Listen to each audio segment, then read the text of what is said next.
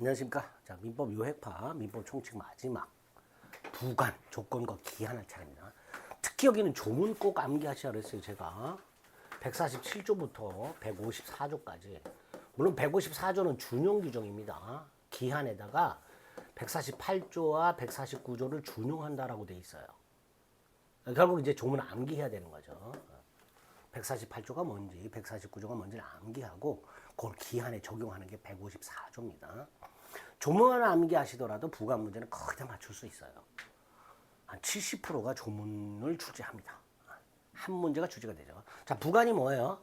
법률행위의 효력의 발생 또는 소멸을 좌우하는 장래 사실이고요. 당사자가 부과한 거죠. 자, 법률행위의 효력의 발생 또는 소멸을 좌우한다는 거. 그다음에 장래 발생 사실이라는 거. 그리고 당사자가 부과했다라는 거. 세 가지가 부관의 개념 요소입니다. 그 장래 발생 사실 중에서 발생 여부가 불확실한 게 조건이고요. 확실한 걸 기한이라고 하죠. 조건이 발생하는 걸 조건 성취, 불발생하는 걸 불성취라고 하고요. 기한은 반드시 발생하죠. 그러니까 발생밖에 없죠. 그래서 기한이 발생하는 걸 기한 도래 이렇게 이야기 됩니다. 개념 잡고 자, 조건부터 봅니다. 법률행위 효력의 발생 또는 소멸을 장래 불확실한 사실, 발생 여부가 불확실한 사실에 의존하게 하는 법률행위 부관을 조건이라고 하죠. 갑이을에게 35회 시험 합격하면 상가 건물을 주겠다. 갑이을에게 학원비를 제공하면서 시험 합격하면 중단하겠다. 뭐 이런 것들이 다 조건이 되겠죠. 자, 조건을 붙이고자 하는 의사만 갖고는 안 되죠. 그 의사를 표시해야만 조건이 되죠. 따라서 조건을 붙이고자 하는 의사만 있고 표시하지 않으면 이건 단순한 동기에 불과합니다. 조건이라 할 수가 없는 거죠. 자, 종류, 정조건과 해제조건이 있는데요. 정조건은 조건이 성취가 되었을 때 법률의 효력이 발생하는 게 정조건이죠. 갑이을에게 35회 시험에 합격하면 상가 건물을 주겠다. 시험에 합격해야 상가 건물 증여의 효과가 생기죠. 이런 게 정조건이죠. 판례가 있습니다. 동산 소유권 유보부 매매. 동산을 할부로 매매하면서 대금을 전부 완납할 때까지 소유권이 매도인에게 유보가 돼 있죠. 그래서 대금을 완납하면 소유권이 매수인에게 이전되는 효력이 발생하게 됩니다. 그러니까 대금 전부 지급이 정지 조건이 되는 거죠. 그래서 동산 소유권 유보부 매매는 대금 전부 지급을 정지 조건으로 하는 매매다. 해제 조건은 조건이 성취가 되면 효력이 소멸하죠. 갑이 을에게 학원비를 주겠다, 다달이 주고 있습니다. 시험에 합격하면 중단하겠죠. 중단한다는 게 뭐예요? 학원비 증여계약의 효력이 소멸하는 거죠. 이런 것들이 해제 조건이 됩니다. 판례. 약혼예물 순서는 혼인을 하지 않는다는 것을 무슨 조건으로 하는? 혼인을 하지 않게 되었다. 그럼 약혼 반지를 돌려줘야 되잖아요. 약혼 반지를 돌려준다는 건 증여계약의 효력이 소멸하는 거잖아요. 그러니까 당연히 혼인의 불성립이 뭐가 되는 거예요? 해제 조건이 되겠죠. 약혼 예물 수수는 혼인의 불성립을 해제 조건으로 하는 증여가 이렇게 됩니다. 또 토지 매매 계약을 하면서 뭐라고 약정을 했냐면 건축 허가 신청이 불허가가 되면 계약은 무효로 한다라고 약정을 했어요. 그러니까 건축 허가를 신청을 했는데 불허가가 났어. 이게 뭐가 되는 거예요? 해제 조건이 되는 거죠. 그래서 해제 조건부 계약이다. 이렇게 될 겁니다.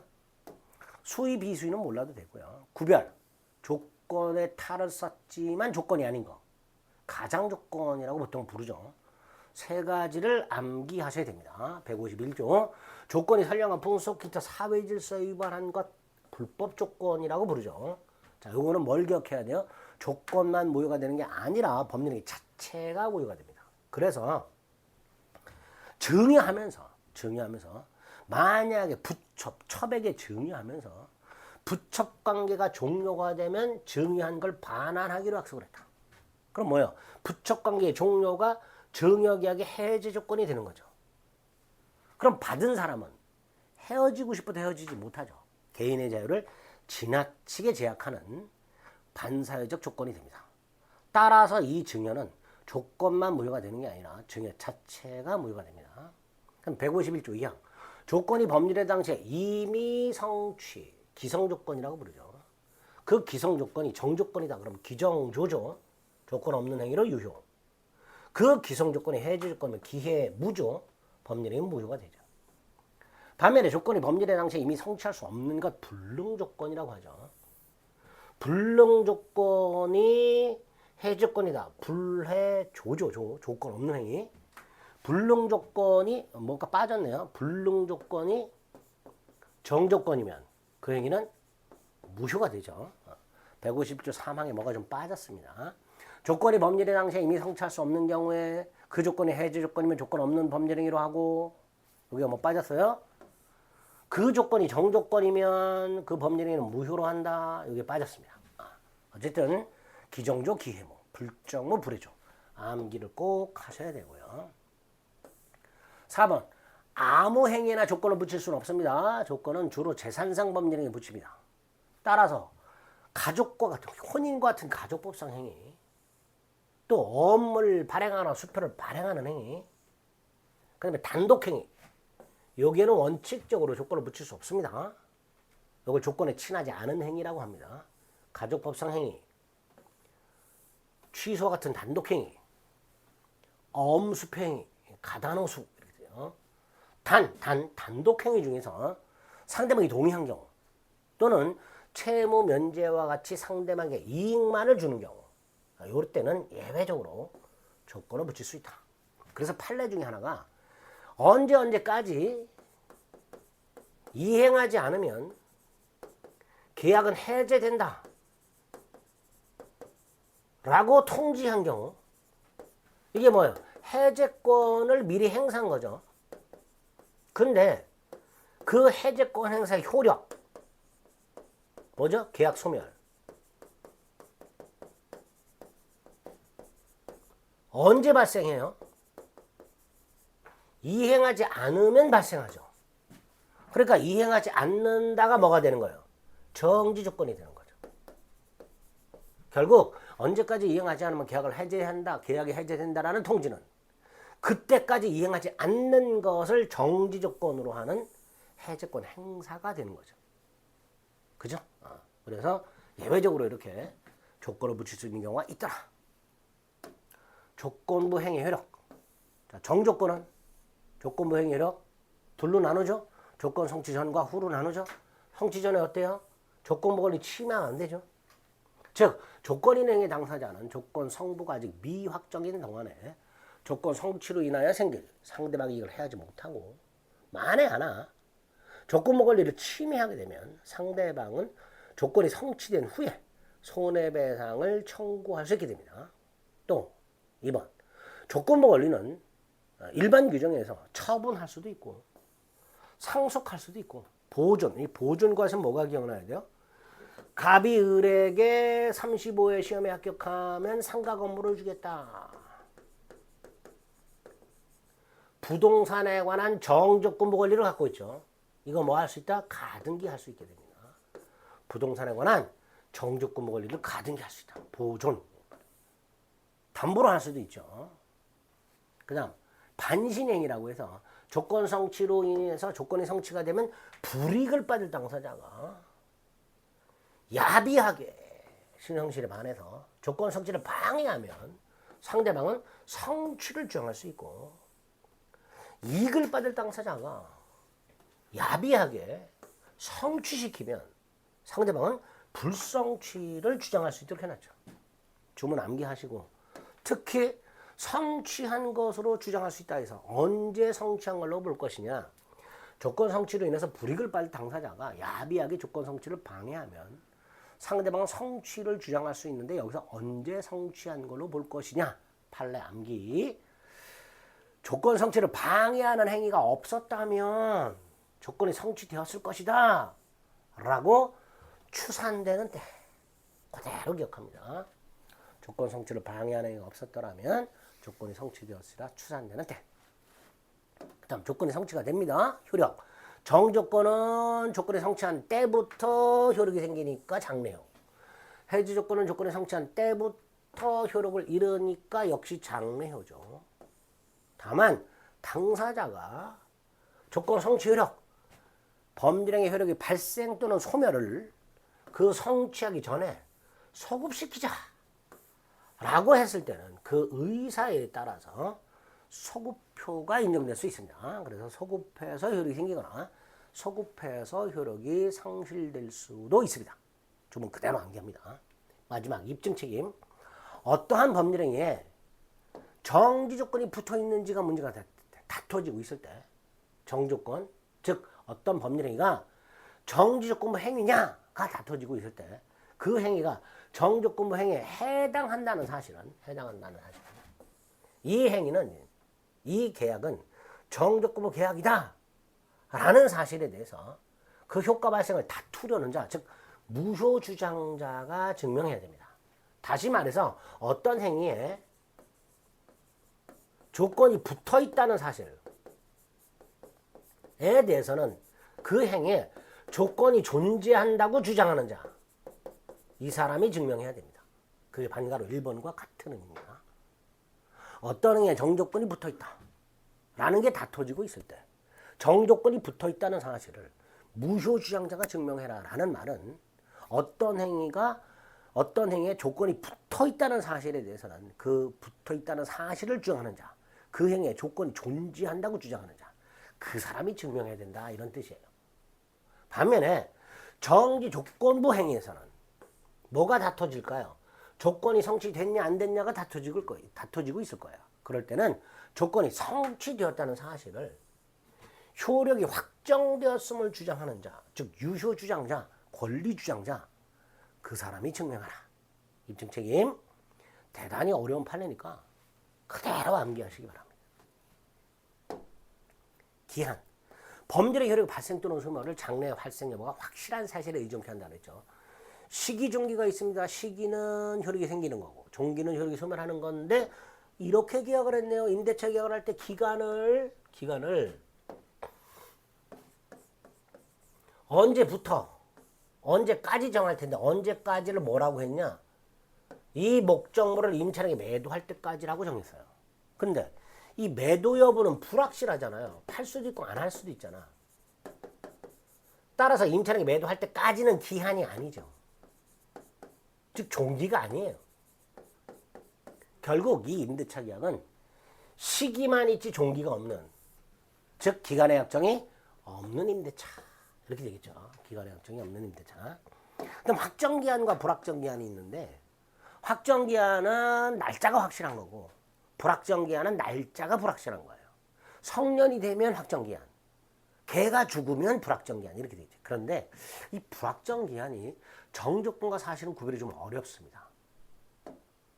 갑이 을에게 주택이 임대가 되면 보증금을 돌려주겠다 이렇게 약속을 한 경우에 임대가 되면 보증금 돌려줘야 되고 안 되면 안 돌려줘도 되느냐? 아니죠. 임대가 되든 임대가 안 되든 돌려줘야 되잖아요. 그래서 이렇게 구별하는 거예요. 주택이 임대가 되면이라는 부관이 붙어있는 법률행위에 있어서 그 부관에 표시된 사실, 임대가 되면 그게 발생했어. 발생하면 이행을 하고 발생하지 않으면 이행하지 않아도 돼. 발생하지 아니하면 이행하지 않아도 돼. 이럴 땐 조건이에요. 임대가 되면 이행하고 안 되면 이행 안 하고. 갑이 을에게 주택이 임대가 되면 보증금을 받아갖고 돈 빌려주겠다라고 약속을 했어. 임대가 돼서 보증금을 받았다 돈 빌려주면 되고 안 되면 안 빌려줘도 되죠. 이럴 땐 조건이에요. 하지만 보증금 반환은 어때요? 임대가 돼도 보증금 돌려줘야 되고요. 안 돼도 결국 보증금은 돌려줘야 되죠. 그 밑에 거죠. 표시된 사실이 발생할 때, 임대가 된 때는 물론이고 임대가 불가능하게 된 때에도 보증금을 돌려줘야 한다 라고 해석이 되는 건 불확정 기한이다. 그래서 요거는 보증금 반환이라는 이미 부담하고 있는 보증금 반환 채무 변제에 관해서 주택이 임대가 되면이라는 사실이 부관으로 붙여져 있다면 요거는 보증금 반환 변제 기를 위해 기한을 위한 거죠. 따라서 임대가 된 때는 물론이고 증여, 매각, 철거 등으로 임대가 불가능하게 된 때 이때도 기한은 도래한다. 이렇게 말을 하겠죠. 판례 정확하게 문구를 암기하셔야 됩니다. 동그라미 2번에 있죠. 그 다음 조건처럼 기한을 붙일 수 없는 행위가 있는데요. 일단 조건하고 비슷하게 가족법상 행위라든가 단독 행위에는 못 붙여요. 그러나 엄수표는 지급일을 적시해서 발행해야 되죠. 지급일이 뭐예요? 시기죠. 또 기한은 절대로 소급표가 인정되지 않기 때문에 소급표 있는 행위, 취소라든가 해제와 같은 소급표 있는 행위는 기한을 붙일 수가 없습니다. 기한부 행위, 여러 기한도래전 148조와 149조를 준용하도록 하고 있죠. 그래서 기한부 권리 침해 금지고요. 기한부 권리 처분 상속 보존 담보로 할 수 있는데 특히 보존과 관련해서 갑이 을에게 성년이 되면 오피스텔을 주기로 했다. 부동산이죠. 성년이 되면 주기로 했으니까 시기죠. 부동산에 관한 시기부 권리를 갖고 있죠. 을은 뭐 할 수 있다? 가등기할 수 있다. 그래서 부동산에 관한 정지조건부 권리와 부동산에 관한 시기부 권리는 가등기할 수 있습니다. 기한 도래 후 시기 도래한 때부터 효력이 생기고요. 종기 도래한 때부터 효력을 잃습니다. 조건처럼 당사자가 소급하게 할 의사를 표시한 때는 그 의사에 의한다라는 규정이 없어요. 기한에는. 따라서 기한 도래 요건은 절대로 소급표를 인정하지 않는다. 이렇게 됩니다. 기한 A 시기 또는 종기, 특히 종기가 도래하지 않은 상태에서 당사자가 받는 이익을 말하는데 일단 그 기한은 채무자 이익을 위한 걸로 추정을 하고요. 조문 암기. 기한이익은 포기할 수 있지만 상대방 이익을 해하지는 못합니다. 따라서 상대방 이익을 해할 때에는 포기할 수가 없다가 아니라 손해를 배상하고 포기할 수 있다. 이렇게 됩니다. 조문 암기하시고 그 다음에 기한이익 상실을 보셔야 되는데 기한이익 상실은 채무자가 갖고 있는 기한이익을 박탈하는 거죠. 자, 그 상실 사유 중에 법에서 정한 거, 그 중에서도 민법에서 정한 거, 기한이익 상실 사유 중에 하나, 388조 1호, 우리 시험 범위는 아니지만 저당권에 나오니까 암기하자.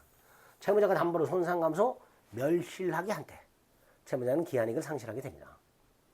파산법에 채무자가 파산한 때도 기한이익을 상실하도록 하고 있고요. 그 다음 법에서 정한 게 아니라 당사자가 약정을 할 수도 있습니다. 이걸 기한이익 상실 특약이라고 하게 되는데요. 이 기한이익 상실 특약이 우리 대법원이 할 때는 크게 두 종류가 있다.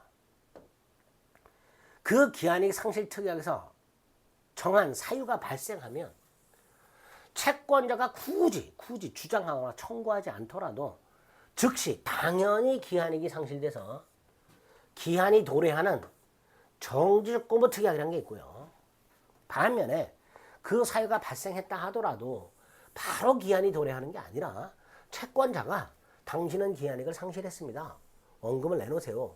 라고 통지나 청구를 해야, 즉 채권자의 의사표시가 있어야 비로소 기한이익이 상실되고 이행기가 도래하는 형성권적 특약 두 종류로 크게 구별할 수 있다. 기한이익 상실특약은 두 종류가 있다. 근데 그 중에서 어느 것에 해당되느냐는 당사자 의사 해석의 문제지만 보통 형성권적 특약으로 추정한다. 우리 대법원은 형성권적 특약으로 추정한다. 따라서 기한이익 상실 사유가 생겼을 때 바로 기한이 도래하는 게 아니라 원칙 채권자의 통지 또는 주장이 있어야 기한이 도래하는 효과가 발생하게 됩니다. 이게 원칙이다 이런 뜻이죠. 자, 기한이익 상실 특약은 두 종류가 있고 정조건부 특약과 형성권적 특약 구별하셔야 되고 특별한 사정이 없는 한 형성권적 특약으로 추정한다는 것까지 기억하시면 되겠습니다. 자, 부관 다 봤어요. 조건과 기한, 그래서 민법 총칙 전부 끝이 났습니다. 10문제 중에 9문제 정도는 맞추셔야 되기 때문에 민법 총칙은 요획파에 있는 내용들 철저하게 암기 이해하셔야 됩니다. 자, 물권법 14문제 중에 7문제 맞춰야 된다고 그랬죠. 총론과 강론이 있고 물권법 내용은 시간을 좀 달리해서 살펴보도록 하겠습니다. 수고하셨습니다.